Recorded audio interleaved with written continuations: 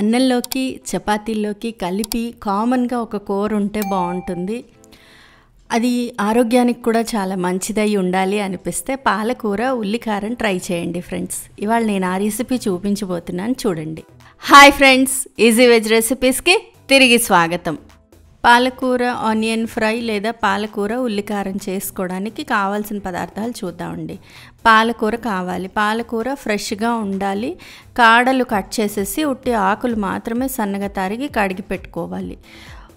2 ఉల్లిపాయలు, ఒక medium size ఉల్లిపాయలు 2 తీసుకొని ఇలా పెద్ద ముక్కలుగా కట్ చేసి రెడీ చేసి ఉంచుకోవాలి. రుచికి సరిపడా ఉప్పు, కొద్దిగా పసుపు, 1 టీ స్పూన్ ధనియాల పొడి, 1/2 టేబుల్ స్పూన్ దాకా కారము, ఇంకొంచెం కావాలన్నా వేసుకోవచ్చు. ఒక 10-12 వెల్లుల్లిపాయలు, నూనె 2-3 టేబుల్ స్పూన్ల నూనె, తాలింపుకి ఆవాలు, జీలకర్ర, శనగపప్పు, మినపప్పు, ఎండుమిరపకాయలు, కొద్దిగా కరివేపాకు, ఒక 5-6 కరివేపాకు. ముందర జార్ తీసుకొని జార్లో ఉల్లిపాయలు కచ్చపచ్చగా కట్ చేసుకున్న ఉల్లిపాయలు, వెల్లుల్లిపాయలు, కారము వేసి గ్రైండ్ చేసుకోవాలి.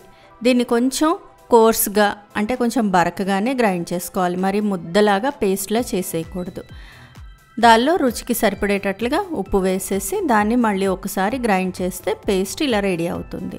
ఇప్పుడు స్టవ్ మీద బాణలి పెట్టి అది వేడెక్కాలి. అది వేడెక్కిన తర్వాత నూనె వేసి, నూనె వేడెక్కిన తర్వాత తాలింపు దినుసులు వేయాలి. ఆవాలు, జీలకర్ర, మినపప్పు, శనగపప్పు, ఎండుమిరపకాయలు ఇలా తుంచి వేసేసుకోవాలి. తాలింపు వేగిన తర్వాత కరివేపాకు వేసి వేయించేసుకోవాలి. ఈ తాలింపు అంతా వేగిపోయిన తర్వాత ముందర రెడీ చేసి పెట్టుకున్న ఉల్లి ముద్ద ఉంది కదా, అది కూడా వేసేసి వాడ్చుకోవాలి. ఉల్లిపాయల్లో ఉండే తడి పచ్చి వాసన అంతా పోయేదాకా దీన్ని బాగా వాడ్చుకోవాలండి. లో ఫ్లేమ్లో వాడ్చుకుంటే చూడండి నీరంతా పోయి ఇలా ఉల్లి ముద్ద రెడీ అయిపోతుంది. దీనిలో పాలకూర వేసి ఒక 5 నిమిషాల పాటు వాడిస్తే సరిపోతుంది. చాలా సింపుల్గా అయిపోతుందండి కూర. దీనిలో ఇంక మళ్ళీ ఉప్పు వేయక్కర్లేదు, ఆల్రెడీ ఉల్లి ముద్దలో వేసాం. పాలకూరకి ఎక్కువ ఉప్పు పట్టదు. ఒకసారి ఒక 5 నిమిషాలు మూత పెట్టి చేసుకొని పూర్తిగా నీరంతా ఎగిరిపోయిన తర్వాత కొంచెం పసుపు, ధనియాల పొడి వేసేసేయండి. అంతే, పాలకూర ఉల్లికారం రెడీ అయిపోయింది. ఈ పసుపు, ధనియాల పొడి వేసిన తర్వాత ఒకసారి కలిపేసి ఒక 2 నిమిషాల పాటు ఒక్క ఉడుకు రానిచ్చి ఆపేసేయచ్చు. ఈ కూర అన్నంలోకి బాగుంటుంది, అలాగే చపాతీ, రోటీలో కూడా చాలా బాగుంటుంది ఫ్రెండ్స్.